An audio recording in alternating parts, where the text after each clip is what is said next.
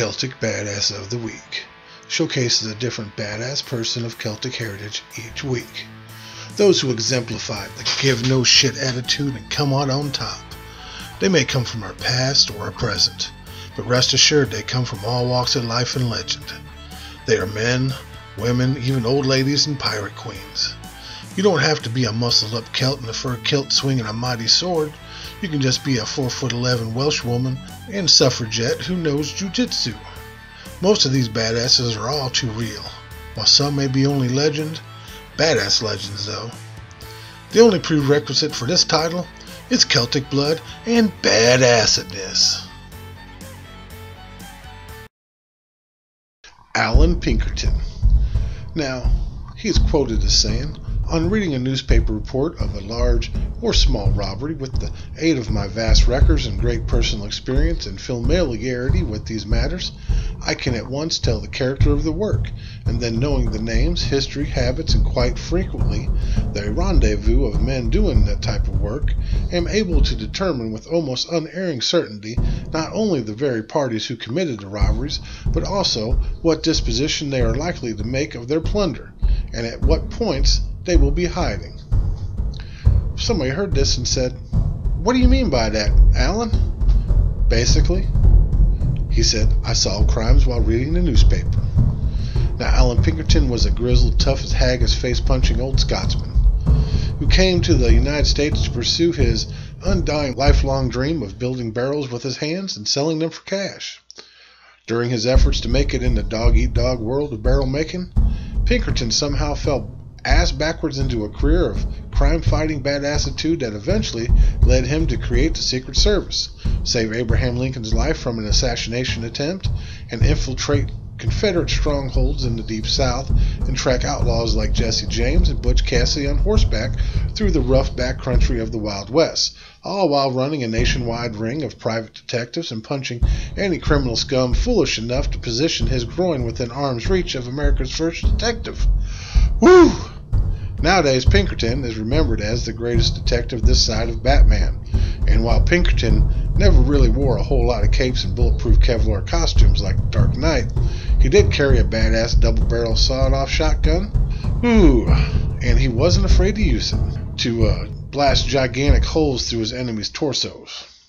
Cooper-turned-super cop Allan Pinkerton was born August 25, 1819 in Glasgow, Scotland. The son of a police patrolman, as a kid, Pinkerton got into trouble for routinely skipping school to go hunting in the woods. But when Allan's dad was whacked while trying to keep order during a political riot, young Pinkerton took a job as a barrel maker and used the income from his back-breaking manual labor to help support his mother. For a while, everything was going about as well as an exciting world of barrel making can possibly go. But when Allan was 22, he was abruptly forced to flee the country when the democracy-flavored political movement he was participating in were all declared traitors to the crown and sentenced to death. Pinkerton and his new wife, who, by the way, had just married him the day before Allan got the word that jackbooted thugs were coming to rough him up and slit his throat, grabbed whatever stuff they could carry, hopped the first ship for Canada, and away they went. Unfortunately, he left his lucky rabbit's foot back in Glasgow, and that ship ran aground on some rocks off the coast of Nova Scotia and sunk, leaving Allan and his wife badly injured, shipwrecked on the coast without any of their worldly possessions. This dude was screwed. Now, refusing to be demoralized by something as monumentally insignificant as having no money, no home, no possessions other than the clothes on his back, and, having his own country kind of sort of wanted to hang him for treason, Pinkerton just kept on keeping on. He quickly decided he'd seen enough of Canada when he planted into some of their rocks, and instead of settling in the Great White North, he used the last 2 silver pieces in his pocket to catch a ride to the glamorous land of the opportunity known as Detroit, USA. Back before it was a shithole it is now. From there, the happy young couple spent the rest of their honeymoon walking from Detroit to Chicago, spending their night sleeping in barns of nice people who didn't mind that Allan had no money to pay them for their hospitality. The Pinkertons finally settled down in a predominantly Scottish suburb outside Chicago, and Allan went back to working in his true passion, barrel making. Within 12 months, though, Allan Pinkerton owned his own barrel-making company. That's cool. Had a dozen guys working for him and went to sleep on piles of money. Lived in a log cabin he'd forged with his own two hands, and had his house set up as a stop on the Underground Railroad. He even validated parking. Now, while it's hard to imagine what could possibly tear a man away from a rewarding career involving smacking barrels with a mallet for 10 hours a day, Pinkerton sort of fell into a new profession in 1849 when he accidentally broke up a massive counterfeiting ring while out looking for lumber. You see, it turns out that Allan Pinkerton was too cheap to buy pre-cut wood to build his barrels. Instead, preferring to save cash by just taking an axe out in the woods and chopping the damn trees down himself like a real man, well, one day he was out on some island doing God knows what when he discovered a bandit hiding where some assholes were counterfeiting money. Now, Pinkerton was just so damn good that he solved crimes without even trying. Pinkerton told the sheriff what was up, was deputized as an honorary member of the Chicago PD, and went back there a couple of days later with a shotgun and broke the whole ring up himself. For this badass display of RoboCop-grade steel balls, Pinkerton was offered a job with the Chicago police. He accepted, despite having zero experience in law enforcement aside from his father's old war stories. And by the end of 1849, he arrested more burglars, murderers than anyone else on the force, including a few vets who'd been doing the job for 20 plus years. Now, patrolling a city of 30,000 people with just 12 cops, Pinkerton was soon appointed Chicago's first police detective, and earned a reputation for being fearless, incorruptible, tenacious, and for not putting up with criminals' bullshit anywhere. Eventually, he became so popular that for his tremendous acts of criminal smashing awesomeness that he decided to make some extra cash by going freelance, opening the Pinkerton National Detective Agency in 1850, the most famous private detective agency in American history. The Pinkertons went hard after embezzlers, murderers, thieves, and a myriad other jackasses across the United States, picking up the slack that local hayseed police departments weren't equipped to handle. Ruthlessly efficient in their inexorable search for outlaws who needed to have their asses wrecked. The Pinkertons never compromised, never accepted bribes or rewards, and refused to be distracted by bureaucratic bullshit like state lines, or due process, or police brutality, or any of the other things that's strictly forbidden in the Constitution. Pinkerton sold their services to transcontinental railroad companies, banks, government agencies across the country. Pinkerton's agency grew exponentially in size thanks to a crazy self-aggrandizing PR machine and a spotless arrest, capture, execution record. That makes Judge Dredd look like one of those sassy jerks who mediate traffic disputes on daytime television.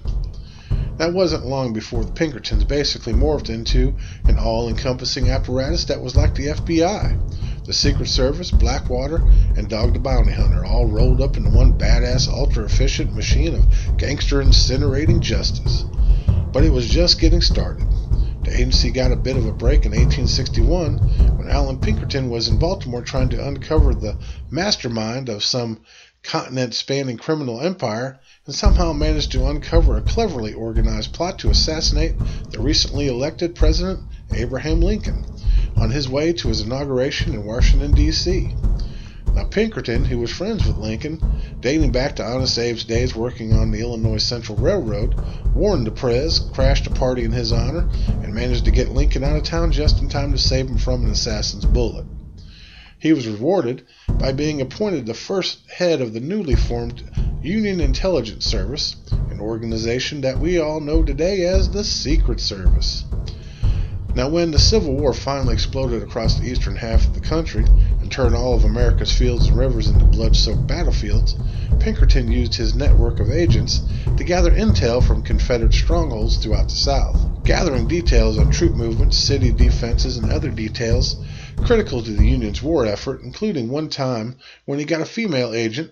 Pinkerton was the first employer, by the way, in American history to hire female detectives. Now, when he got a female agent into the Tredegar Iron Works in Richmond, Virginia, to sketch out schematics of a gigantic submarine the rebels were allegedly working on, never one to send others to do work he wasn't comfortable doing himself.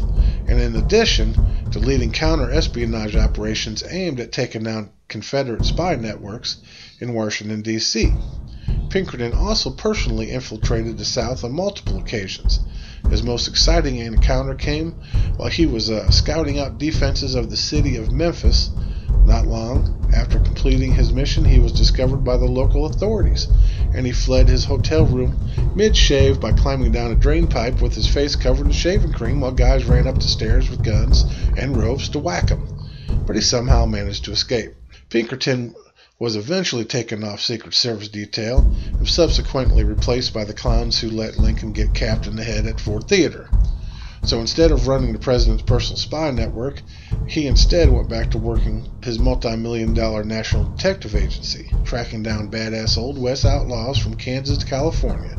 Pinkerton not only hunted the most dangerous gunslingers in the country as ever seen, but he also worked security for banks, stagecoaches, railroads, and infiltrated hardcore criminal organizations. When he wasn't ordering tough-looking dudes to apprehend murderers and bust caps and horse thieves, he revolutionized police work as we know it, inventing mugshots, spending countless hours improving the practice of handwriting analysis, and assembling a nationwide database of known criminals from across the country. Oh yeah, and he was also captured Cole Younger, blew up Frank James' mom's house, broke up Butch Cassidy's gang, brought Blackjack Ketchum and the Reno brothers to justice, personally chased Jesse James through the Smoky Mountains on horseback with a shotgun in his lap, and wrote a bunch of crime novels that would end up being listed by Arthur Conan Doyle as influences for his Sherlock Holmes stories. Now, after a long and glorious life of kicking ass and recording names in a series of jacketed folders with pictures of the offenders, Allan Pinkerton died of a probable stroke on July 1st, 1884, at the age of 64. Allan's son took over the agency after his death and ended up getting into trouble for his nasty habit of opening fire on labor disputes and union organizers. The agency survived and is still around today, 162 years after its founding, by one of America's most successful and most famous cops.